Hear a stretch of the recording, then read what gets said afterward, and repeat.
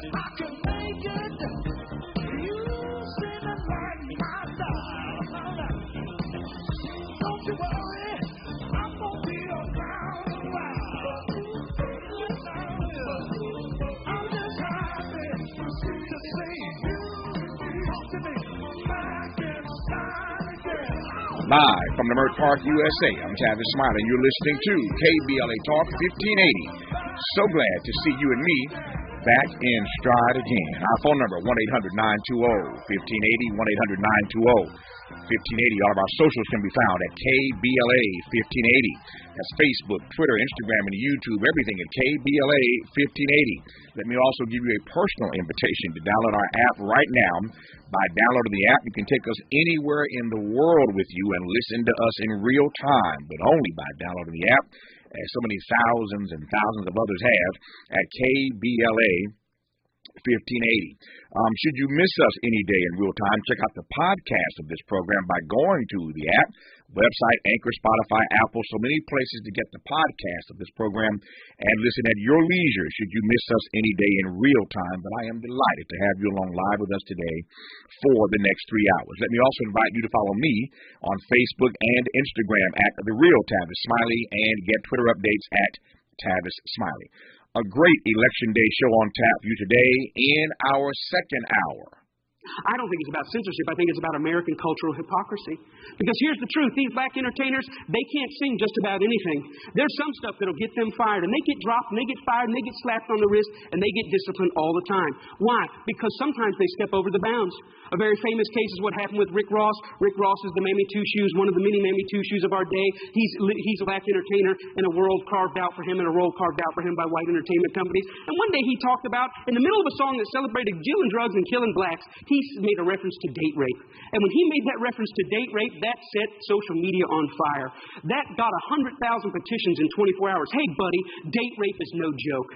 That had white people standing outside of Reebok in New York saying, you better take this seriously. We're tired of a rape culture in America. One line in one song moved the masses. And you know what Reebok did? Did they stand by him and say, hey, we believe in freedom of speech. We believe in freedom of expression. It's just a song. Calm down. No, they fired his tail on the spot. The president came out and said, this goes against our high standards. He's gone against the values of our brand. Shame on Rick Ross. We're disappointed. He doesn't know how serious date rape is. And when I saw that, I thought, wow, how convenient. Isn't that amazing? But here's what really happened. It's not their brand. It's not their values. Rick Ross went off script. He was hired to get black customers. And they think that black customers go with black bait. And in America, black bait is the hypercriminal.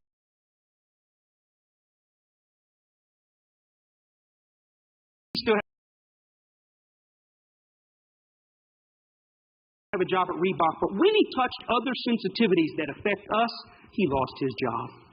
See, the truth is, it's not they that need to change. It's we that need to change. That is the voice of Michael T. Smith in a stirring and powerful TED Talk he gave some years ago. The lecture was actually entitled, Black Murder is Normal. But what Smith really honed in on that day is the hypocrisy baked into American culture, the ways in which the contestation of black dignity and black humanity would not be tolerated in any other community. So much has happened since that TED Talk, which continues to circulate on social media. We will check in with Michael T. Smith in hour 2 and unpack American hypocrisy in real time. And trust me, there are plenty of examples. In our third hour,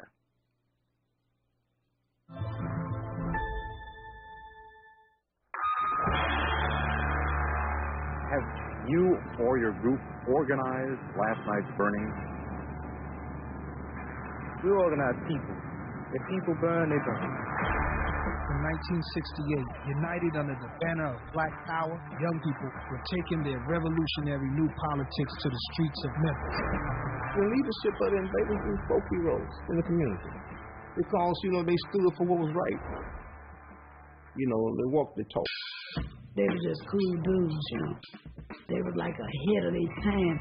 We all had the same problem. The question was how to do something about it. That became the Invader Organization. Several thousand demonstrations ever in Memphis, Tennessee. Dr. Martin Luther King has planned the march in support of striking garbage collectors.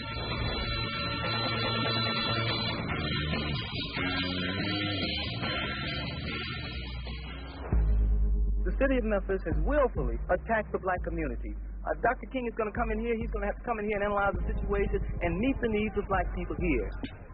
What have your aides told you about the cooperation that has been arranged with the young people? I met with the leaders of the young militant organization here in Memphis.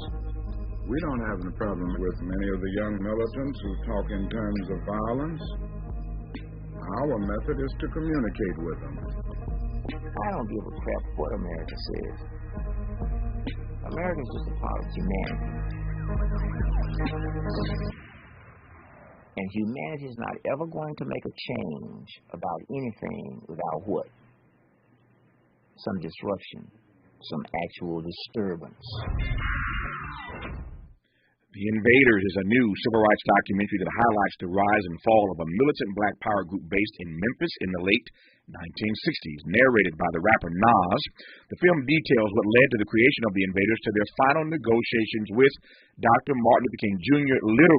literally just minutes before his assassination on the balcony of a Lorraine Motel in Memphis. We'll be joined by the film's director, Pritchard Smith, and John B. Smith, no relation, who founded the Invaders and aligned themselves with groups like the Black Panthers. But in this first hour today, former Maryland Lieutenant Governor, former chair of the Republican National Committee, and present political analyst for MSNBC, our friend Michael Steele. Mr. Chairman, how are you, sir? Tavis, it's so good to be with you again, my friend. It's been a while. I hope you're hanging strong, bro. I am doing the best I can. If I complained, I'd be an ingrate, and I am delighted as always, to be in conversation with you, particularly, I should say, if I can get it out, particularly on a day like today, Election Day. Let me start with this. We all know your history. Your brilliant backstory. We know that you were the first African-American lieutenant governor in the state of Maryland. We know you were the first African-American chairman of the Republican National Committee. And today, it is quite possible, indeed, if the data is correct, there will be an African-American male elected governor of your home state of Maryland. Yes. A man I've known for many years, Wes Moore. How are you feeling about Wes Moore today? I think Wes is going to do just fine. I'm predicting somewhere between 30 and 35 point win. The Republicans nominated a Trump election denier, insurrectionist as their nominee. And keep in mind, Trump lost Maryland by 32, 34 points in 2020. I don't think his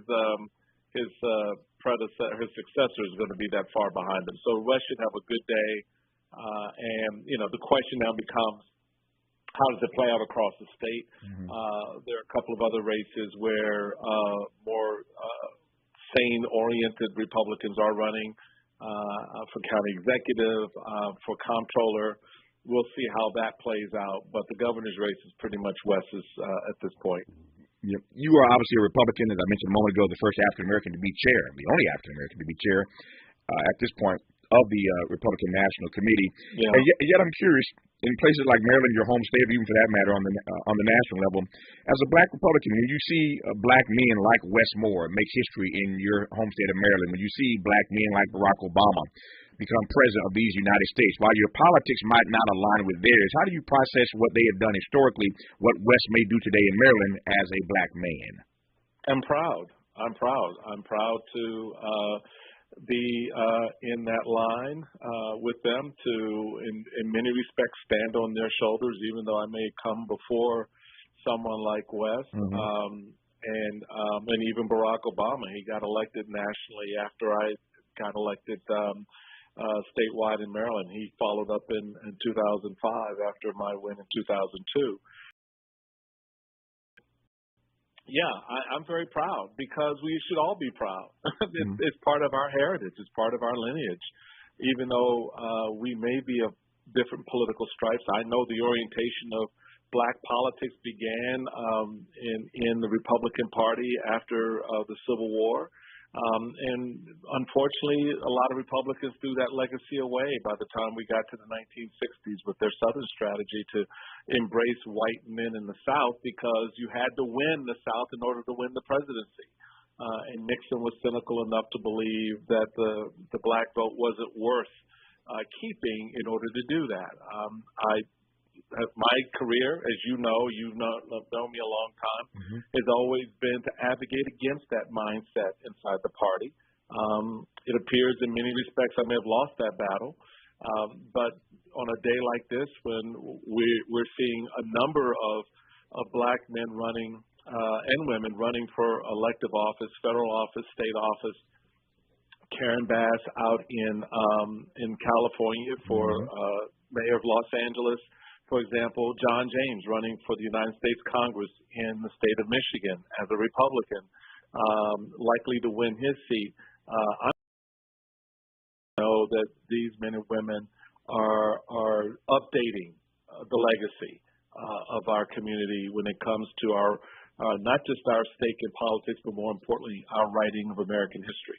There's a lot that Michael Steele has already said that we are going to interrogate and give him a chance to unpack as we move through this hour. Glad I got him for the full hour. It's awfully kind of him on a day like today, where I know MSNBC is putting his coattail throughout the day to give us an hour in conversation, given his stature. But again, so much he's already said that I want to go and give him a chance to kind of unroll for us, including the significant number of African Americans who are running for top-tier positions. I don't know that in my lifetime I've seen so many African Americans running for top-tier offices at the same time. You got Mandela Barnes in Wisconsin. You've got Sherry Beasley in North Carolina. You got Val Demings in Florida. You got Raphael Warnock and Herschel Walker in Georgia. You've got Karen Bass here running for mayor in L.A. with this station as flagship. So many other names that we could call, but there are a significant number of African Americans on the ballot today across the nation running for top-tier positions. We'll talk about that. We'll talk about black men.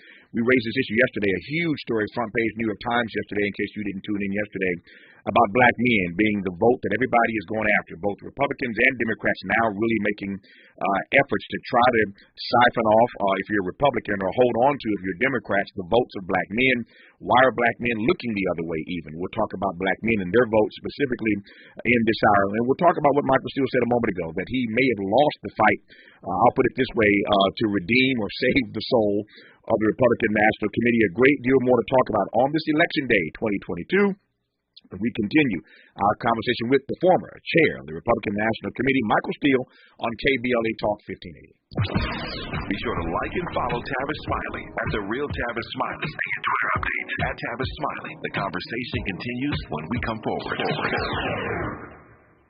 Are you tired of feeling like the legal system is unfair to certain communities? I know I am.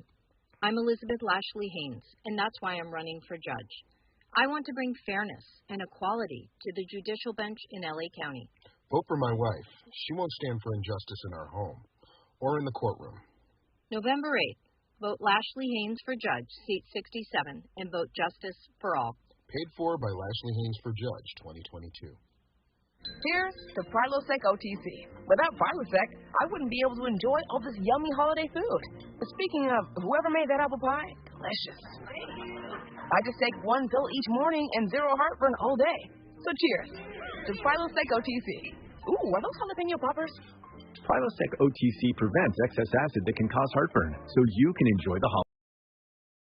24 hours, zero heartburn. It's possible while taking Prilosec OTC. Use as directed for 14 days to treat frequent heartburn, not for immediate relief. Do you struggle with occasional nerve aches in your hands or feet? Try Nervive Nerve Relief from the world's #1 nerve care company.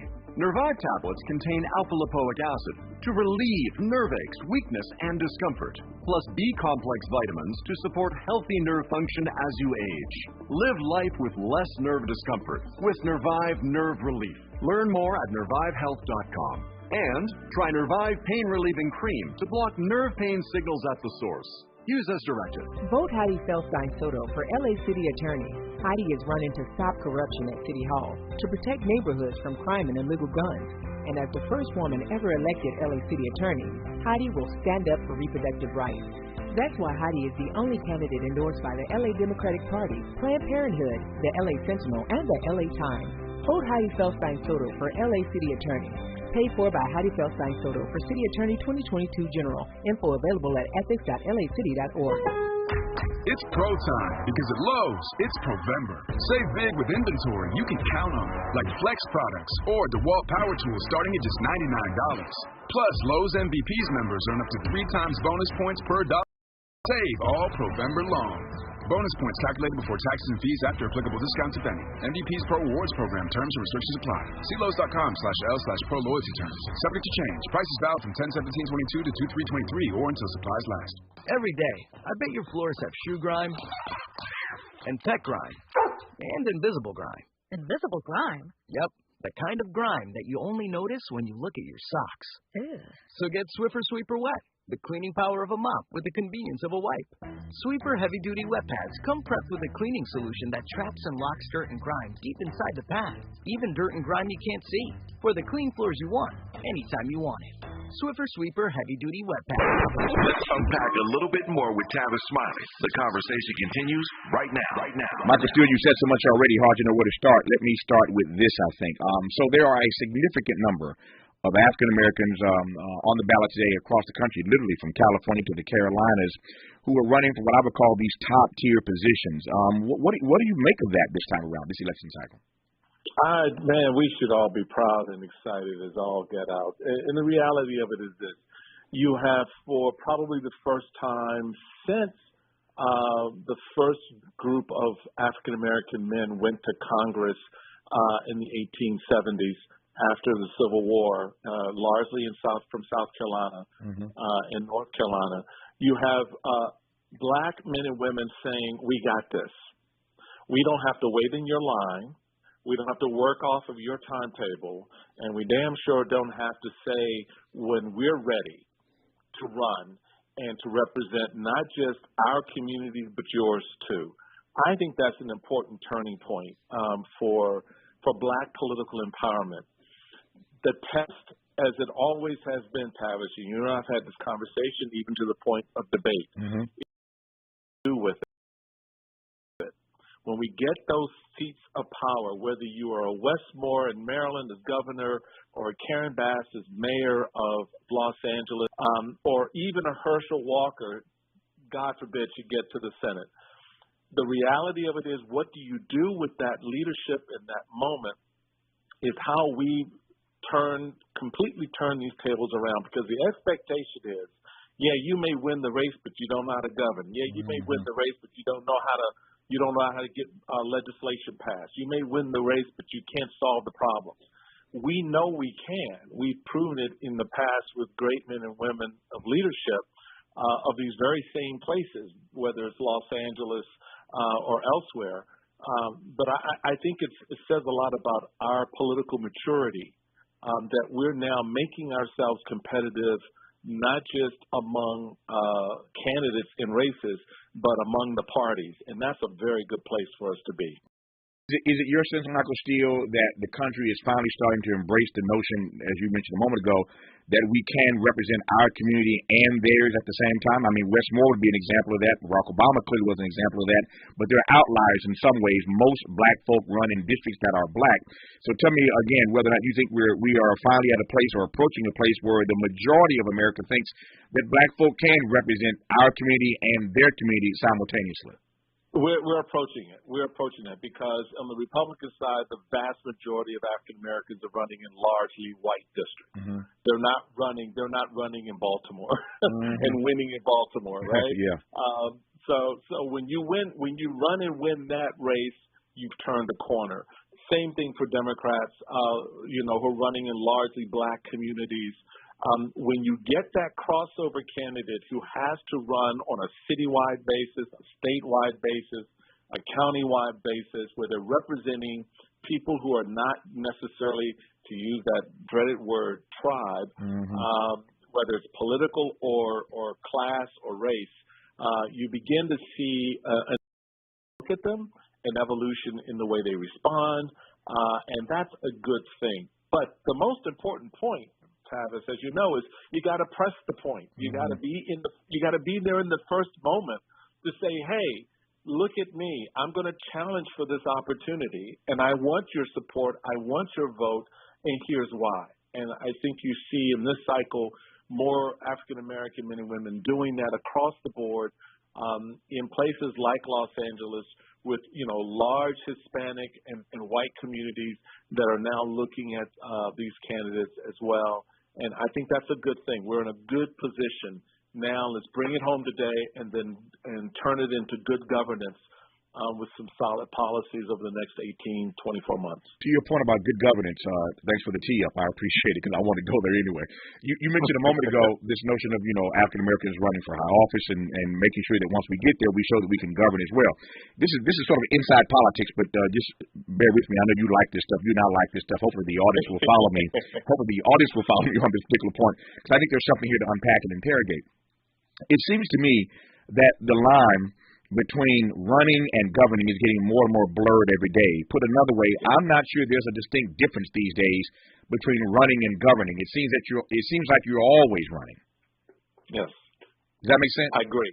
It makes perfect sense, and it is something that I think this next generation of candidates that are emerging tonight, and I'm not talking about in terms of necessarily their age, but just in terms of their freshness to the political process, untainted, unspoiled by those who just have corrupted this whole game. They do bring this sense of, I really want to get something done. I really want to achieve something, and I think particularly if they are not, this is where the difference is. It's in executive leaders who are mayors, who are governors, who are county executives, and so forth, who have that executive responsibility across the country. That's where you begin to see the governing principle emerge.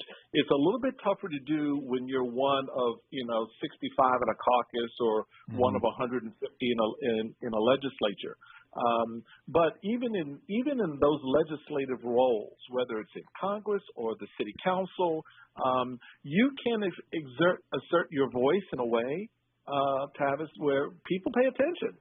How you build the coalition to get your legislation through, how you go to the people and get those who weren't necessarily with you on the vote on election day to stand with you on this idea or this piece of legislation and know it's important. That's going to be an interesting corner to see how these candidates now, assuming they win, as elected officials, are able to position their ideas as a governing principle, as a governing set of ideas for presumably they made the case, right? Yeah. They made the case. But you're right. We have so blurred those lines that governing it's not about governing. It's about getting about performance. It's all performative politics.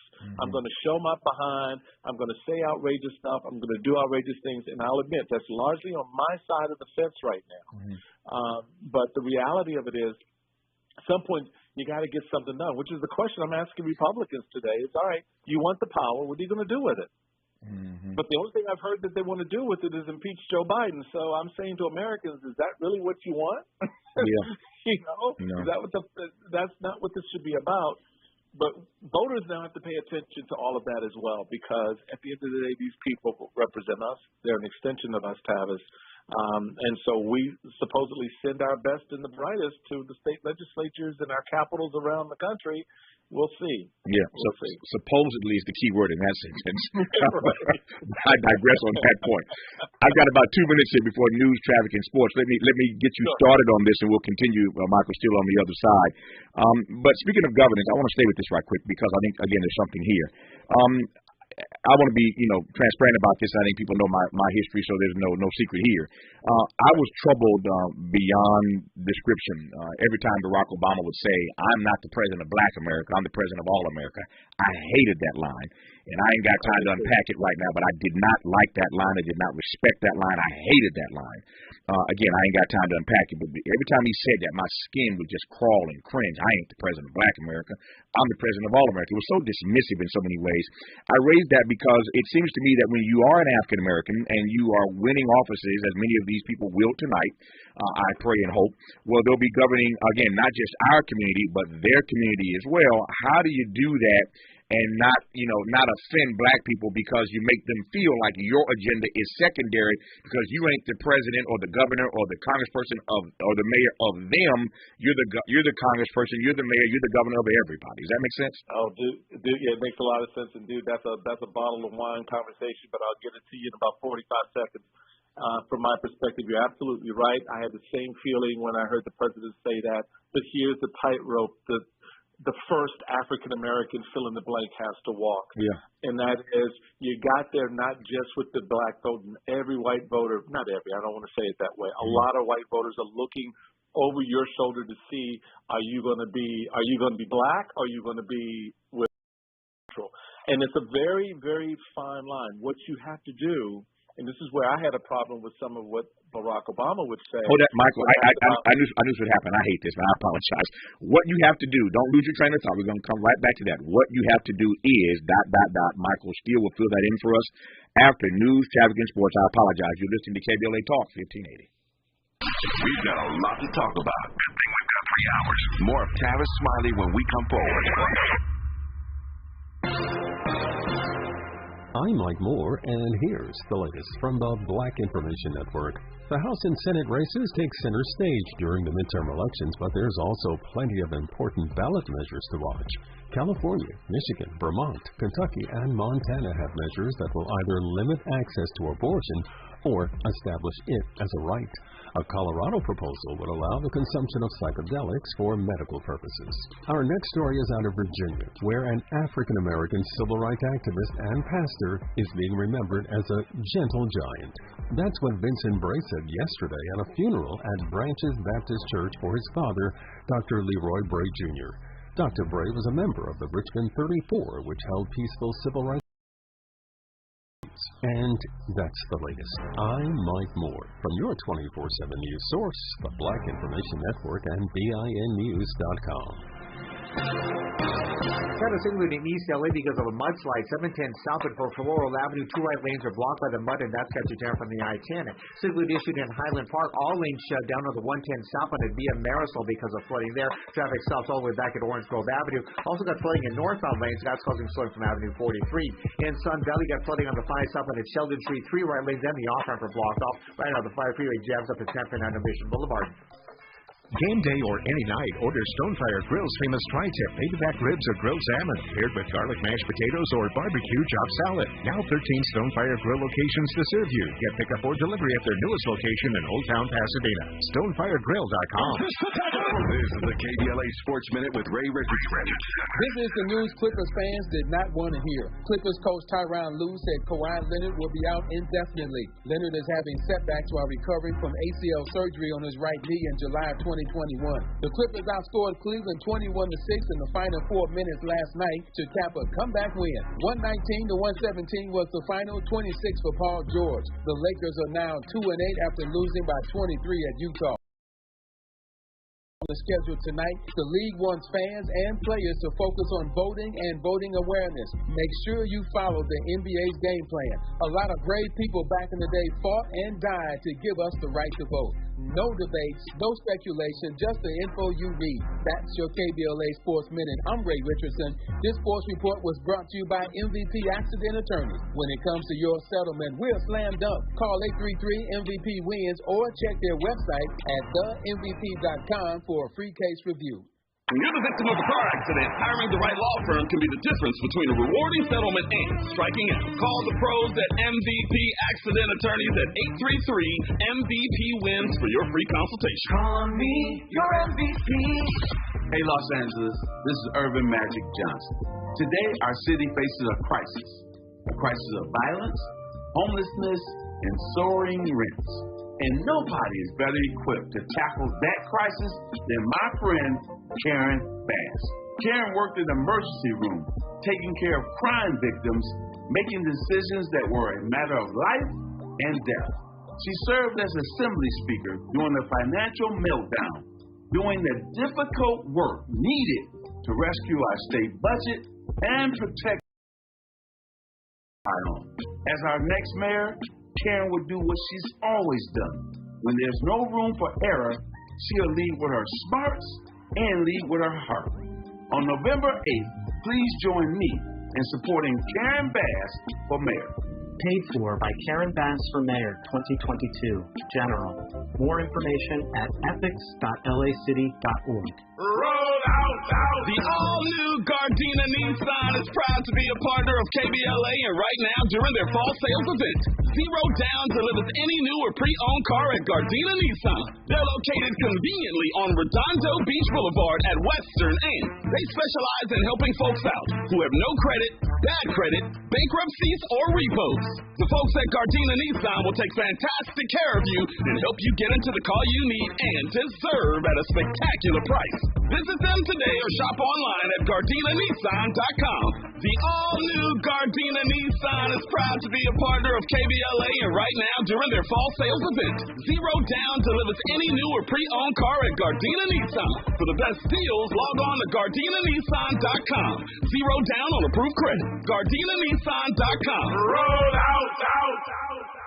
Hi, I'm Sedarius Blaine, actor from the Jumanji and more. I started an all-inclusive luxury travel club called Top Shelf Getaways that's now visited 14 countries in the last 2 years and counting. Now, we're rolling out our local staycations so you can experience the excitement and spirit of adventure that we're known for right here in Southern California. Starting November 11th, come join us for a celebration of excellence as we honor some of Hollywood's biggest legends at the W Hotel in Hollywood, California. Our staycation will feature live performers, singers, magicians, mixologists, and private chefs, as well as a private screening of Black Panther Wakanda Forever at the world-famous TCL Chinese Theater and an after party. Transportation from the hotel and overnight stay at the W are included. November 12th will be our bottomless brunch pool party sponsored by El Cristiano Tequila. All of this for only $500 per person, $800 per couple, or select the locals rate to indulge in Friday night only. Follow us on Instagram or visit TopShelfGetaways.com to secure your tickets today. We can't wait to see you. And don't forget to wear your all-black cocktail attire. Less BS per broadcast, fewer microaggressions per megawatt. KBLA Talk 1580. I'm Tavis Smiley. He's Michael Steele, the former lieutenant governor in Maryland, the first African American to have that position. Today, there could be a black man elected governor, chief executive of the state of Maryland. His name is Wes Moore. Michael and I have known him for years, and he appears to be running away with a victory tonight in the state of Maryland, making him the next African American male to be governor of a state in these United States. Michael Steele also, of course, the first African American to be, the only one to this point, to be chairman of the Republican National Committee. His resume speaks for itself. Always delighted to be in conversation with Michael Steele. So, Michael, I'd asked you before news, traffic, and sports about this notion that drove me crazy. When Obama was president, he would often say, I'm not the president of black America, I'm the president of all America. And I was asking you how, given that you've done this at the state level, how it is that African Americans who are going to be elected tonight, I hope and pray, to top-tier seats all across the country will navigate that particular conundrum. And you were saying that what you have to do is bring the black agenda, black issues into the conversation that you're having about everything else. Part of this is helping people appreciate and understand that those issues aren't that much different from white issues, Hispanic issues, whether it's economy, jobs, or whatever. Oftentimes, we have been relegated to a conversation around two areas. For education. And neither one of those are good conversations. Either it's about poor education of black kids, or it's about, the criminal element that is the young black male, and which is all BS. And so part of this, what I did when I became lieutenant governor was elevated the conversation that I was having as a black business owner with other black business owners in Prince George's County, across the state, and around the country for that matter, into policy. And said, all right, so we're going to look at our banking laws and how banks redline black businesses, and we're going to change that. We're going to, and guess what? As I told the white contractors, you get the benefit too. Because at the end of the day, I remember asking a group of white contractors, I said, how many of you do businesses with black-owned businesses? And every hand went up. I said, how many do business with more than one? Not one hand went up. They get their favorite. I said, well, what we're looking to do is to open your eyes and your universe to a larger group of black-owned businesses that you can now partner with. That is a big part of this, is redefining what we're capable of doing, because we've done it. And we've been doing it largely out of white sight for a long time, because They only associate us with, if you like, a big billionaire, right, or big in entertainment. But it's the mom and pop shop that is slowly, steady growing, hiring people, expanding their operations, that are very much a part of the story, that are impacted by the same policies that their white counterparts are, bringing those narratives into the conversation. I was going to say one thing that I found disappointing with the way Barack's case, he talked about black issues. I remember when we were battling over health care, he was asked about how Obamacare would help black people. And the genesis of the question was really around the disparity, the health care disparity for blacks. His response was, well, my health care plan will help all people. Well, as a black person, I'm sitting there going, but you still haven't addressed the health care disparity that we have. So don't fall into the trap of trying to placate white folks by speaking in generic terms, specifically about how your policies that are geared towards improving the quality of life and business and opportunity and education for black kids will do the same for white kids, because we've been doing it in reverse for 403 years. On that point, we agree wholeheartedly. It just drove me crazy. And I raise it only because I don't want these other black politicians, post Barack Obama, to think that's the way to handle that particular issue. It's the wrong way to address that question when you get asked. And I don't want people trying to be Obama-like to take that line, because it's just a horrible line. But I digress on that point. Speaking of black men, we talked about this a bit on our program yesterday. It was a huge story in the New York Times yesterday you may have seen about black men and how both parties are trying to cater to African-American men. For Democrats, it's a matter of holding on to black male votes and trying to inspire them to get more involved. Black men vote 85-90%, of course, for Democrats anyway, and always have, historically at least. But if you're Republican, we see races where they are, siphoning off significant slices or decent slices of the black male vote.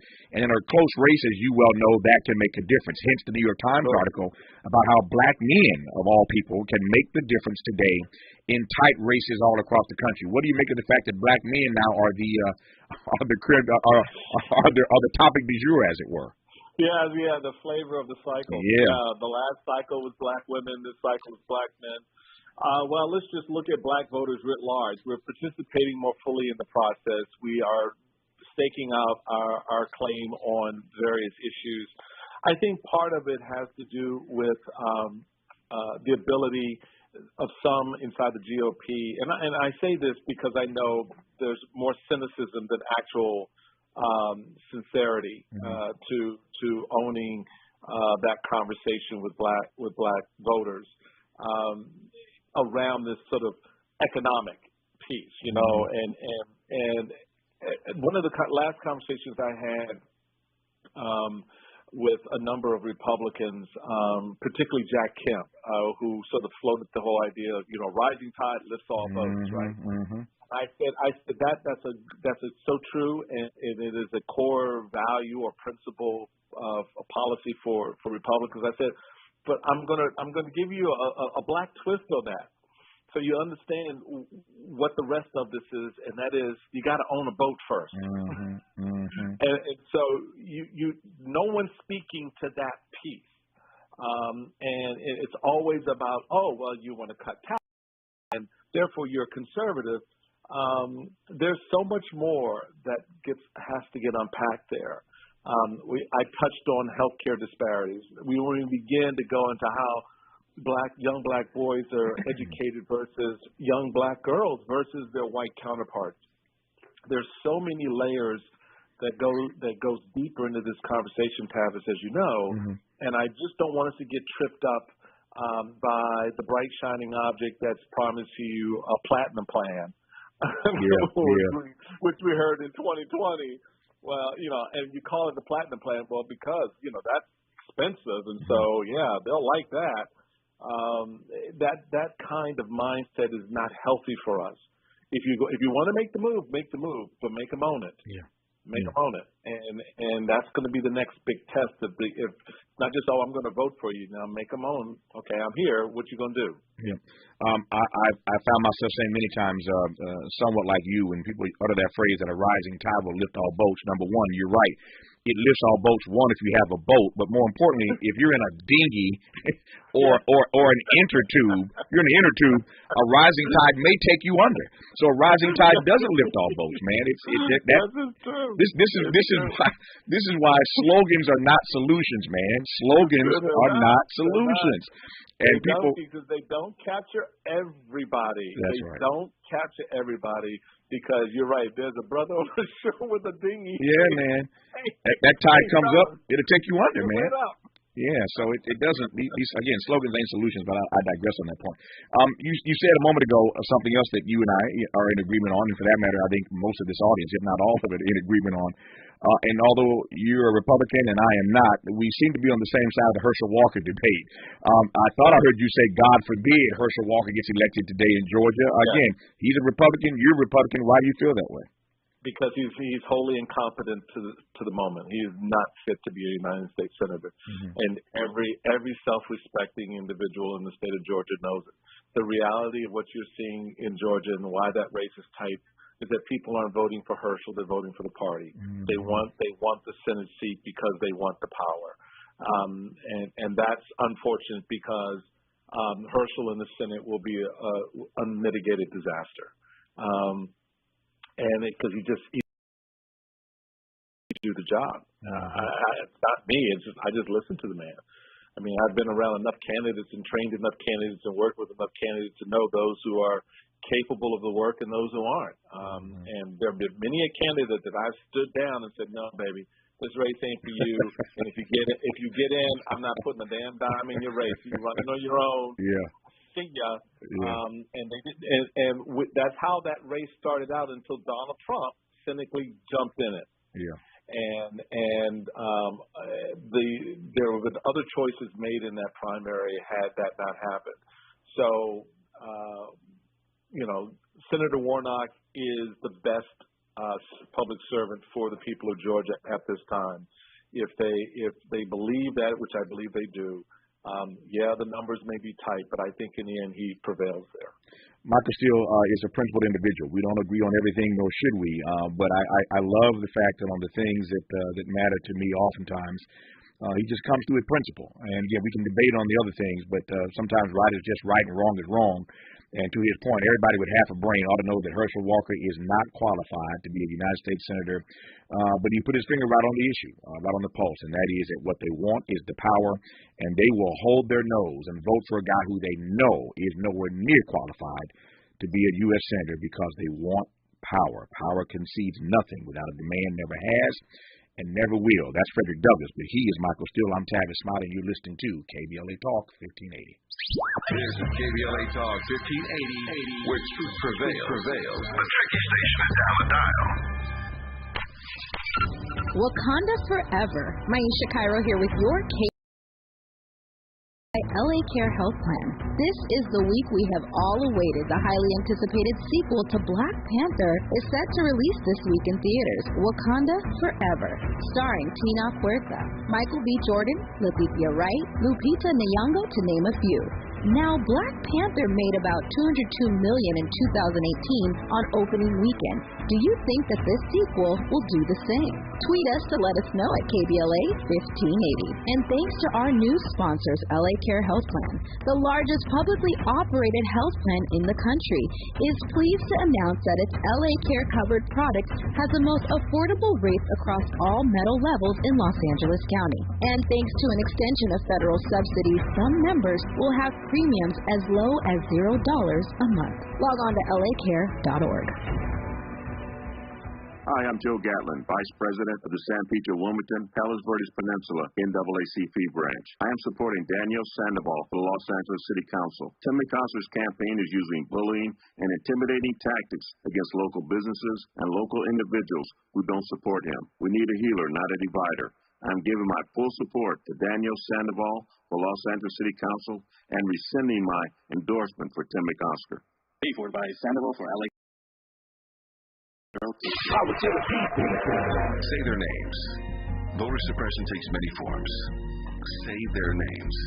When you vote on or by November 8th, say their names, because they can't. Vote on or by November 8th. What's your excuse? Paid for by the African American Voter Registration, Education, and Participation Project.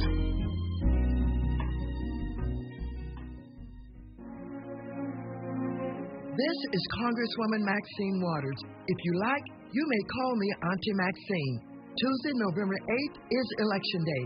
I'm running for re-election to the 43rd District, and as chairwoman of the Financial Services Committee of the House of Representatives, I'm fighting against inflation, and I will never give up on fighting for affordable housing, for the elimination of homelessness, organized labor, good-paying jobs, education for our children, veterans, Social Security for our seniors, and student loan forgiveness. Well, we must add to that safety and security for our communities and police reform. I will never back down on improving the quality of life for everyone. I will not be stopped, and I will always declare, on behalf of my constituents, I'm reclaiming my time. Don't forget to vote Tuesday, November 8th. This is Auntie Maxine, and I approve this. Conversations that matter. You're listening to Tavis Smiley on KBLA Talk 1580. It occurs to me, Michael Steele, as I listened to that fine commercial by our Congresswoman Maxine Waters, who is chair of the House Banking Committee, that she may not be in a couple months. If there is a divided government, if Republicans take over the House, she'll be the ranking member on that committee, but she will no longer be chairperson of that committee if Democrats, as predicted by everybody, lose the House in this election tonight. Having said that, I'm just trying to get to a simple point here, which is, how do you think Joe Biden does? How do you think Washington moves or doesn't move with a divided government? It's not going anywhere. The Republicans that are coming in under Kevin McCarthy, should he be made Speaker of the House, and I'm still doubtful of that. I think Donald Trump has something waiting for him on the other side of this election. But be that as it may, regardless of who the Republican Speaker is, they've already told us what they're going to do, which is something I've been trying to press on voters from day one of this campaign. This is not about dealing with inflation. It is not about dealing with gas prices, because they can't. They're wholly incompetent to. Why? Because they couldn't do repeal and replace of health care for 4 years. We had infrastructure week, every day, week, and month. So it's not happening. What they are going to do is they're going to impeach Joe Biden. So if you want to see Joe Biden impeached, vote Republican. That's basically the bottom line. They're going to regurgitate Hunter Biden and the troubles that Hunter's had with his addiction and his behavior and the troubles. All of that's going to be brought back up. They're going to go after Fauci and blame COVID on him, and further conspiracies about it being stuff. So the next 18 to 24 months leading into 2024 will be a hellscape of unimaginable pain for a lot of Americans, because nothing's going to really change in terms of dealing with the things that voters have said that they're pressed about: inflation, the economy. So that's that. Yeah. The other thing to keep in mind, I still think that there are some landmines out here for Republicans. There will be some surprises tonight. And I think that when you're looking at early voting right now, the numbers there are astounding.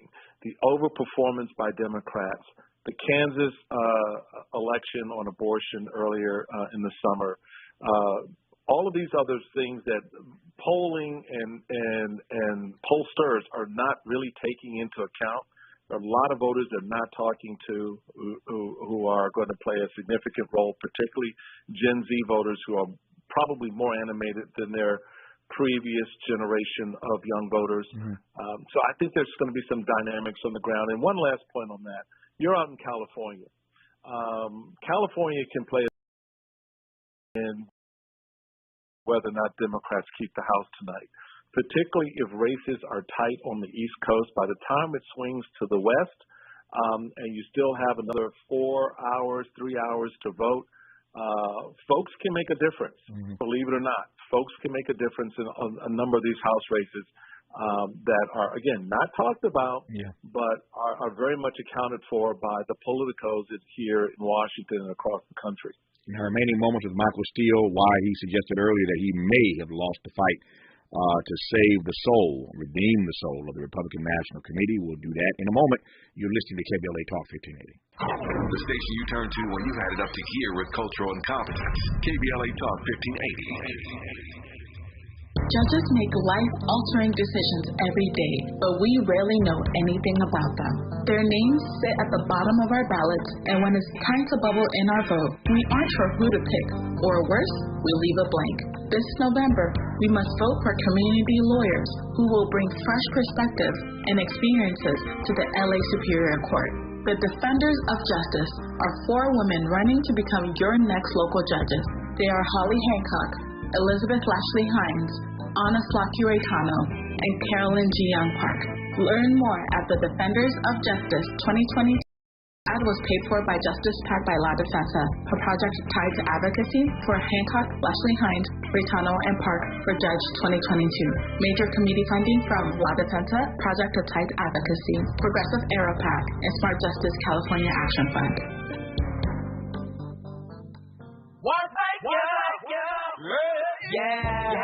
The California Crusader newspaper would like to thank all of our subscribers for their support throughout the years, proudly serving the South Los Angeles and South Bay areas for more than 40 years. The California Crusader is a multicultural, black-owned, adjudicated newspaper that focuses on providing newsworthy information to the people in our community. We're constantly looking for ways to assist businesses in our community to connect with our subscribers. We provide low-cost, effective ways to promote your business with our reasonable and affordable advertising rates. You can participate by suggesting, sharing, and submitting your stories on the California Crusader newspaper Community Share Facebook group page, or visit our website at cal-cruise-news.com. That's calcruisenews.com. Then click on the Submit Now button located on the top right corner of the homepage, or text CCN to 42828. Again, text CCN to 42828. The California Crusader newspaper, working together to build a better community for our future. Subscribe today. This Sunday and every Drum Circle Community Market. Get free groceries, essential resources, and buy black from local merchants of arts, beauty, custom black merchandise, and more. Choose from a wide variety of cuisines, custom-made clothing, jewelry, and a lot more. Experience the true essence of Africatown at Leimert Park every Sunday from 11 a.m. to 5 p.m. Join the Drum Circle, dance, enjoy live performances, connect with other conscious black people. Experience black excellence every Sunday in Africatown at Leimert Park. You can find us on Degnan Boulevard near Vernon and Crenshaw in the heart of Africatown at Leimert Park. That's the African Marketplace and Drum Circle Community Market. Join us for music, shopping, food, and fun this and every Sunday. Support black businesses, recycle black dollars, and feed your soul. The African Marketplace and Drum Circle Community Market every Sunday in Africatown at Leimert Park. Brought to you by Africatown Enterprise and the African Village Vendors Association. Interrogating your assumptions. Let's get back to Tavis Smiley on KBLA Talk 1580. On a busy election day, Michael Steele, I thank you for this hour, my friend. We got about 3 minutes left. I'm going to go back to that point you made earlier that we didn't get a chance to unpack, and you didn't get a chance to unpack. This notion that you think you might have lost the fight to reshape, to reimagine the Republican Party. Why do you feel that way? Well, because I think about that 17-year-old kid who grew up in Washington, D.C., who in 1976, the first time he could vote in the presidential election, his mama told him, don't be a Democrat because I'm a Democrat. Take a look, learn for yourself. And he studied the parties. He looked at the history of the black and political experience and found a home with individuals like Frederick Douglass and others who helped shape and form out of the abolitionist movement. That young 17-year-old kid today would be disillusioned by what he hears and what he values out of today's GOP. It's anti-personhood. It's anti-blackness. It's stereotypes of the community and others is disappointing. And for many years, I tried to. You and I've had this debate. I've been on your shows in the past. And you've come at me hard, and I've stood my ground on the principal idea that not just that we need both parties, but there is something of value to look at here. There's something historically that's important, and sometimes you win that argument, and then like moments like now, you see yourself losing it nationalism, and to other things that just aren't reflective. And it's not just me. There are a lot of Republicans who feel that way. Many have left.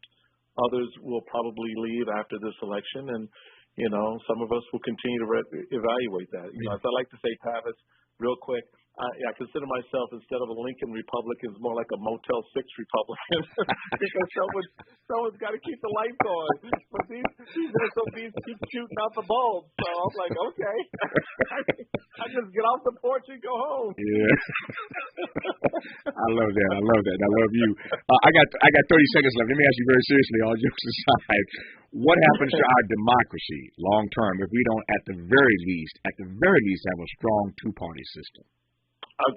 Then what we need to build is a multi-party system, because one of the parties is dysfunctional right now, and you can't wait for it to get better. So put your energies into building up candidates around the country who represent those ideals and values that reflect your communities. Number one. Number two, get out and vote today. If you haven't, I know you're on the West Coast, you're 3 hours behind, so you get a little bit more on the back end, tailwind. Let's do this thing, because the democracy needs folks to be there. 45 states have election deniers on the ballot this today.